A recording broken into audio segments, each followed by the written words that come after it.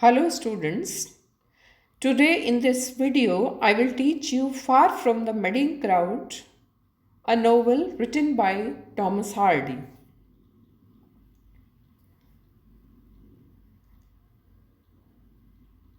Far from the Madding Crowd was written in 1874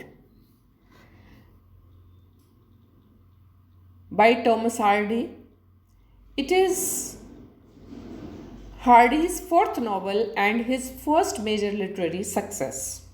Thomas Hardy, who was born on 2nd June 1840, 11 January 1928, was an English novelist and poet. A Victorian realist in the tradition of George Eliot, he was influenced both in his novels and in his poetry. Romanticism, including the poetry of William Wordsworth, he was highly critical of much in Victorian society, especially on the declining status of rural people in Britain, such as those from his native southwest England. His literary works were Tess of the D'Urbervilles, Far from the Madding Crowd, The Mayor of Casterbridge, Collected Poems, Jude the Obscure.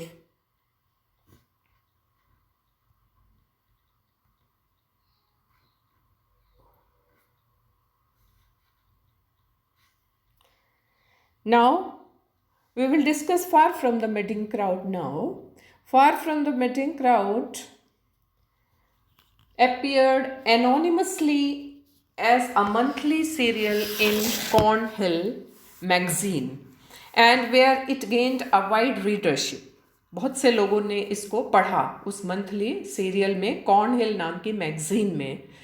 The novel is the first to be set in Thomas Hardy's Wessex in rural southwest England.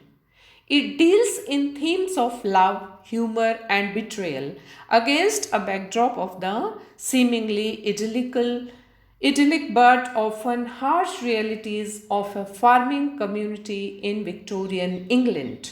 It describes the life and relationships of Bathsheba Everdeen. Bathsheba Everdeen is the heroine of this novel, with her lonely neighbor William Boldwood, the faithful shepherd Gabriel Oak, and the thriftless soldier Sergeant Troy.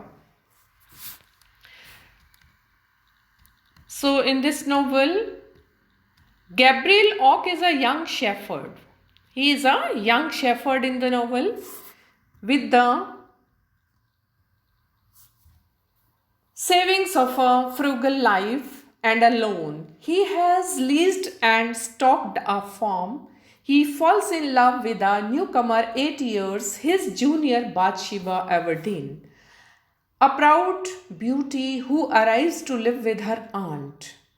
Over time, Bathsheba and Gabriel grow in like each other well enough, and Bathsheba even saves his life once. However, when he makes her an unadorned offer of marriage, she refuses. She values her independence too much and him too little. बादशीबा को जब Gabriel ने कहा कि मैं तुमसे शादी करना चाहता हूँ तो उसने रिफ्यूज़ कर दिया और उसने कहा कि मैं इंडिपेंडेंस चाहती हूँ हैं और तुम्हें मैं इतना नहीं चाहती. After a few days she moves to Weatherbury, a village some miles off. When next they meet, their circumstances have changed drastically. An inexperienced new sheepdog drives Gabriel's flock over a cliff, ruining him. After selling off everything of value, he manages to settle all his debts but emerges penniless. He seeks employment at a hiring fair in the town of Casterbridge. When he finds none, he heads to another such fair in Shortsford, a town about 10 miles from Weatherbury. On the way, he happens upon a dangerous fire on a farm and leads the bystanders in putting it out. When the wild owner comes to thank him, he asks if she needs a shepherd. She uncovers her face and reveals herself to be none other than Bathsheba. She was Bathsheba. She has recently inherited her uncle's estate and is now wealthy. Though somewhat uncomfortable, she employs him. वो उसको employment दे देती है Gabriel को. बादशीबा's villain, meantime, Bathsheba gains a new admirer, William Boldwood. There was a new entry in this novel, William Boldwood. He was a prosperous farmer of about 40, whose ardor Bathsheba unwittingly awakens when she playfully sends him a valentine sealed with red wax on which she has embossed the words "Marry me." Boldwood, not realizing the Valentine was a jest, becomes obsessed with her and soon proposes marriage. Although she does not love him, she toys with the idea of accepting his offer. He is the most eligible bachelor in the district. However, she avoids giving him a definite answer. When Gabriel rebukes her for her thoughtfulness regarding Boldwood, she dismisses him. When Bathsheba's sheep begin dying from bloat, she discovers to her that Gabriel is the only man who knows how to cure them. Her pride delays the inevitable, but finally she is forced to beg him for help. Afterwards, she offers him back his job and their friendship is restored. कुछ झगड़ों के बाद फिर से उनकी दोस्ती हो जाती है बाथशेबा एंड गैब्रियल की. Then Sergeant Troy was there. At this point, the dashing Sergeant Troy returns to his native Weatherbury and by chance encounters Bathsheba one night. Her initial dislike turns to infatuation after he excites her with a private display of swordmanship. Gabriel observes Bathsheba's interest in the young soldier and tries to discourage it, telling her she would be better off marrying Boldwood. Boldwood becomes aggressive towards Troy and Bathsheba goes to Bath to prevent Troy returning to Weatherbury as she fears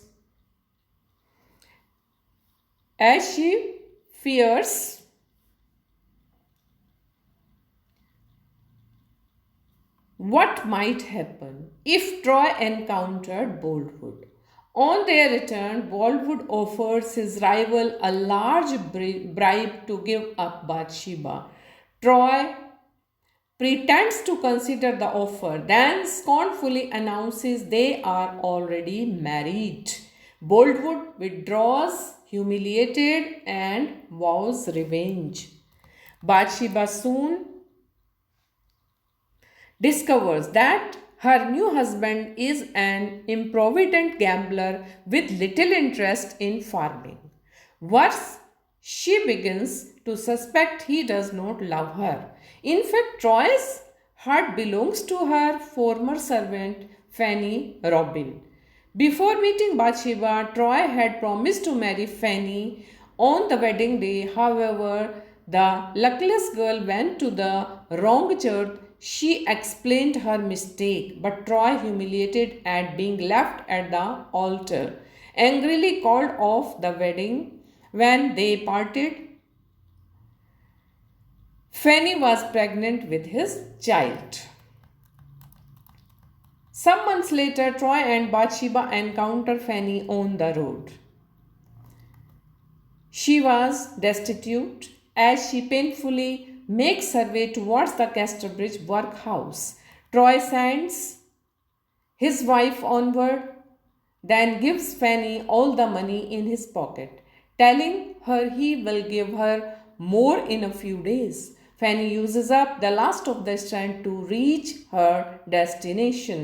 A few hours later, she dies in childbirth along with the baby. Mother and child are then placed in a coffin and sent home to Weatherbury for interment.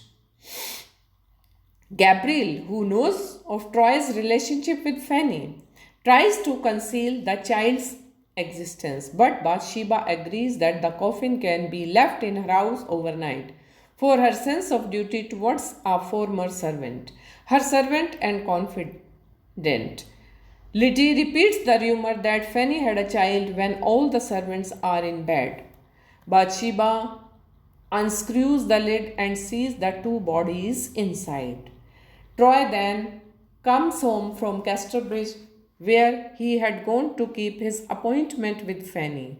Seeing the reason for her failure to meet him, he gently kisses the corpse and tells the anguished Bathsheba, "This woman is more to me dead as she is than ever you were or can be." The next day, he spends all his money on a marble tombstone with the inscription.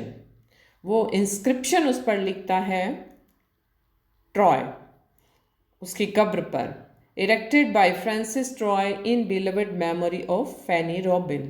Then, loathing himself and unable to bear Bathsheba's company, he leaves. After a long walk, he bathes in the sea, leaving his clothes on the beach. A strong current carries him away, but he is rescued by a rowing boat. He does not return home, however. A year later, with Troy presumed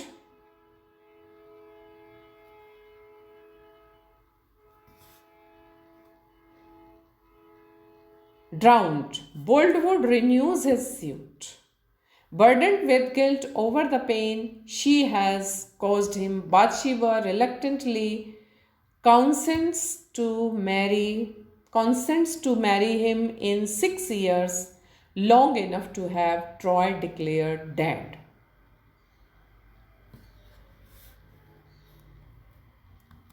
Troy tries of his hand-to-mouth existence as a traveling actor and considers reclaiming his position and wife.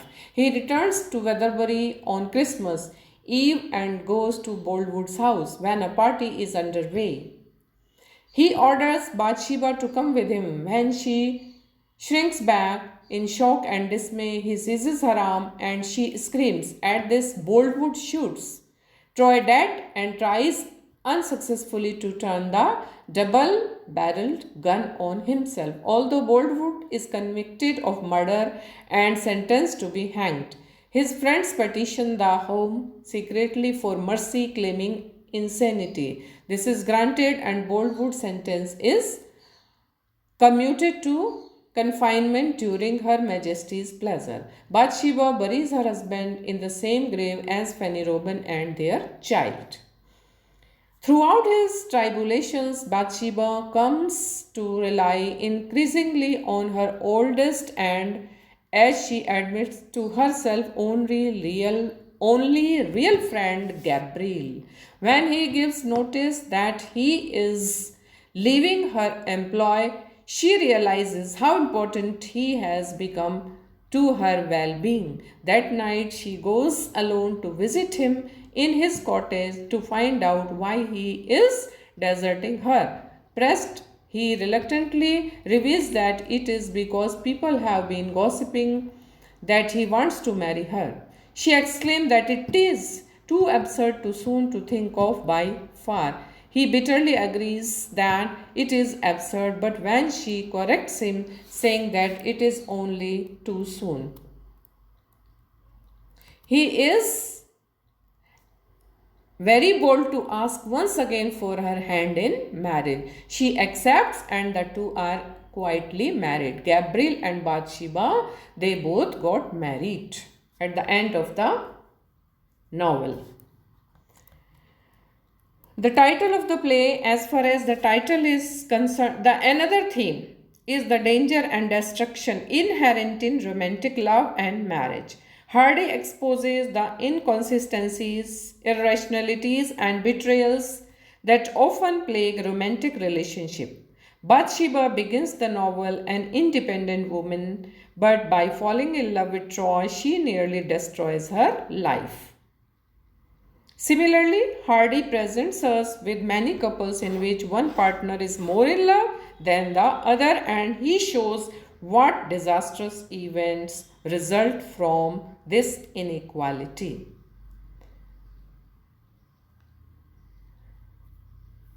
We can discuss the title Far from the Madding Crowd now. Hardy took the title from Thomas Gray's poem Elegy written in a country churchyard.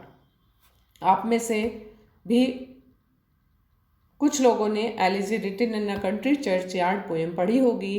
There are these lines in that poem: far from the madding crowd's ignoble strife, their sober wishes never learned to stray along the cool sequestered vale of life. They kept the noiseless tenor of their way. Madding here means frenzied, pagalpan, or actually maddening.